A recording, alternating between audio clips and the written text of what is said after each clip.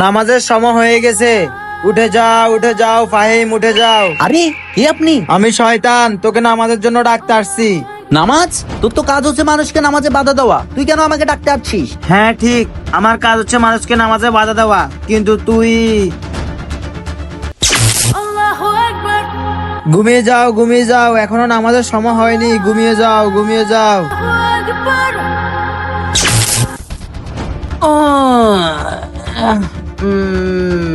আরে আজকে আমার ফজরের নামাজ কাজা হয়ে গেছে। আজকে আমার ফজরের নামাজ কাজা হয়ে গেছে। শব্দ সেই আরামদায়ক বিছানার শেষ করে দিব, সব শেষ করে দিব, রাখবো না, সব শেষ করে দিব, রাখবো না, কিচ্ছু রাখবো না।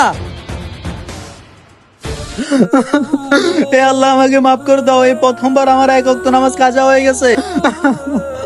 হে আল্লাহ, আমাকে মাফ করে দাও, আর কখনো আমার নামাজ কাজা হবে না।